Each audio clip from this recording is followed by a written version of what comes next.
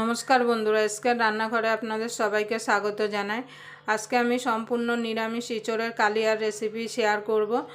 আপনারা প্রথম থেকে শেষ পর্যন্ত ভিডিওটা দেখবেন।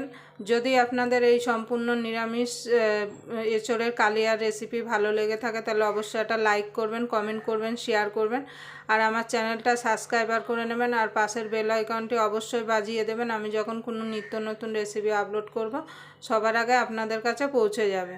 তাহলে চলুন রান্নাটা শুরু করা যায়। এখানে আমি ইঁচড়ের কালিয়া বানানোর জন্যে এখানে আমি ইঁচড় এইভাবে ডুমো ডুমো করে কেটে নিয়েছি।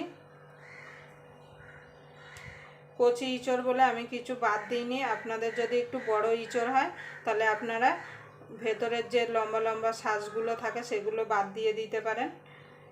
একটু বড় বড় করে কেটেছি। আর এখানে নিয়ে নিয়েছি আমি দুটো মিডিয়াম সাইজের আলুগুলোকে আমি 4 টুকরো করে নিয়েছি। আর একটা মশলা বানানোর জন্য এখানে নিয়ে নিয়েছি মাঝারি সাইজের দুটো টমেটো, ছোট ছোট দুটো টমেটো, 1 ইঞ্চি আদা, 3টে শুকনো লঙ্কা, 3-4টে শুকনো লঙ্কা, আর 3টে কাঁচা লঙ্কা। এই সব মিলে আমি একটা পেস্ট বানিয়ে নেব।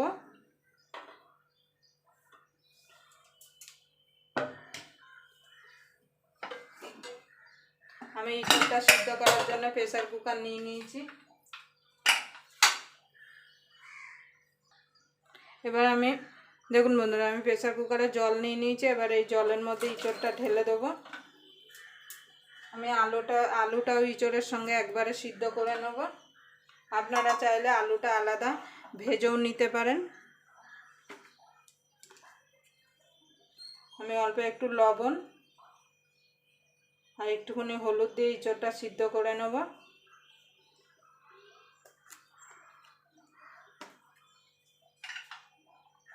আপনারা এইভাবে বাড়িতে একবার ট্রাই করে দেখতে পারেন। নিরামিষের দিনে এরকম ইঁচড়ের তরকারি দিয়ে আপনারা রুটি, পরোটা কিংবা ভাত সব কিছুর সঙ্গেই সার্ভ করতে পারেন। এবার আমি গ্যাসটা ধরিয়ে দেবো।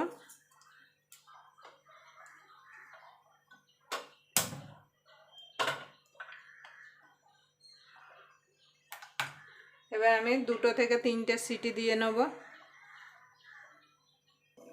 দেখুন বন্ধুরা, 3টে সিটি হয়ে গেছে। আমি এবার গ্যাসটাকে নিভিয়ে দেবো। এবার প্রেসার কুকারটা একটু ঠান্ডা হলে তারপরে আমি প্রেসার কুকারটা খুলে নেব।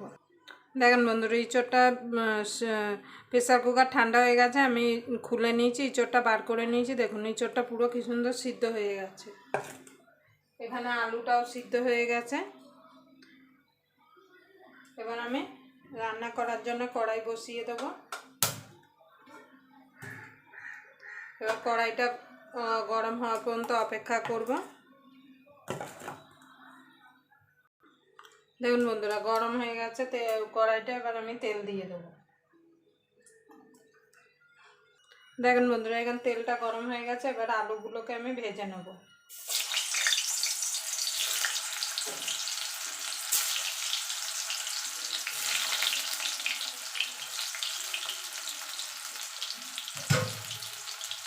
আলুগুলোকে লাল লাল করে ভেজে নেব। আলুগুলো ভেজে নিয়ে তারপর আমি এই তেলে ইঁচড়টাও ভেজে নেব। দেখুন বন্ধুরা, আলুগুলো ভাজা হয়ে গেছে। এবার আলুগুলোকে আমি তুলে নেব। এই তেলে আমি ইঁচড়টা ভেজে নেব। দেখুন বন্ধুরা, এখানে ইঁচড়টা ভাজা হয়ে গেছে। এবার ইঁচড়টাকে আমি তুলে নেব।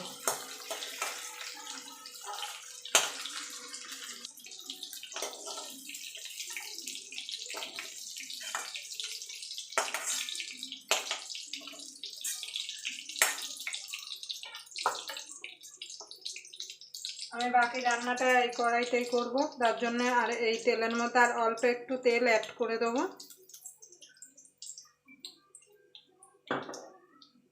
এবার তেলটা গরম হয়ে গেছে। ফোড়নে দিয়ে দেবো 2টো তেজপাতা, 2টো দারচিনি, লবঙ্গ, এলাচের মুখটা অবশ্যই আপনারা ফাটিয়ে দেবেন। আর দিয়ে দেবো একটুখানি গোটা জিরে। এবার ফোড়নটা একটুখানি ভাজা ভাজা করে নেব, যাতে ফোড়ন থেকে সুন্দর একটা গন্ধ বেরিয়ে আসে।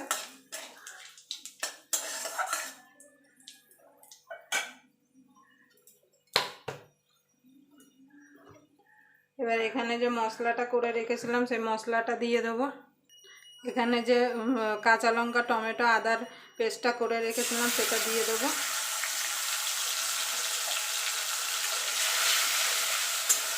দিয়ে একটু মিনিট খানিক কষিয়ে নেবো যতক্ষণ আদার কাঁচা গন্ধটা না চলে যাওয়া পর্যন্ত। দেখেন বন্ধুরা, এখানে আদার কাঁচা গন্ধটা চলে গেছে। এবার আমি কিছু গুঁড়ো মশলা অ্যাড করব। হলুদ, ধনের গুঁড়ো 1/2 চামচ, জিরের গুঁড়ো 1/2 চামচ আর স্বাদ মতো লবণ। যেহেতু আমি ইঁচড় সিদ্ধ করার সময় লবণ দিয়েছিলাম, আপনারা সেই বুঝে লবণটা অ্যাড করবেন। আমি এখানে কাশ্মীরি লঙ্কার গুঁড়ো দিলাম না, আপনারা চাইলে এখানে কাশ্মীরি লঙ্কার গুঁড়োটা অ্যাড করতে পারেন। এবার আমি একটুখানি জল দিয়ে দেবো যাতে মশলাটা পুড়ে না যায়।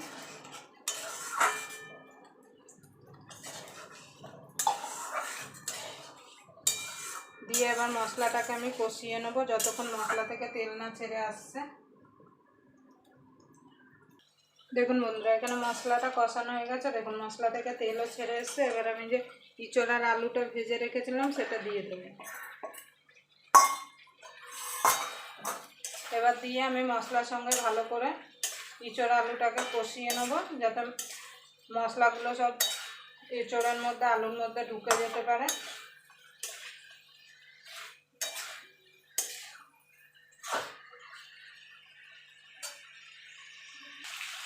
দেখুন বন্ধুরা,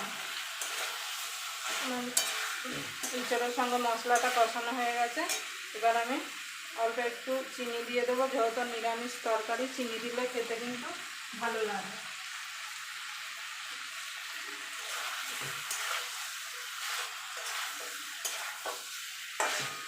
এবার দিয়ে আমি অল্প করে জল দিয়ে দেবো। আমি খুব বেশি ঝোল করব না, গামাকা করবো, ওই জন্য আমি অল্প করে জল দেবো। আপনারা যদি একটু ঝোল রাখতে চান তাহলে জলের পরিমাণটা একটু বাড়িয়ে দেবেন। এবার আমি এটাকে মিনিট 2 ফুটিয়ে নেব। দেখেন বন্ধুরা, ইঁচড়টা আমার হয়ে গেছে। এবার আমি এখানে গরম মশলা দিয়ে নামিয়ে দেবো। আপনারা ঘি দিতে পারেন, কিন্তু আমার ঘিটা নেই বলে, ঘিটা শেষ হয়ে গেছে বলে আমি ঘিটা দিতে পারলাম না। এবার আমি নামিয়ে দেবো। এইটুকু ঝোল, ঠান্ডা হলে আর একটু গাঢ় হয়ে যাবে ঝোলটা।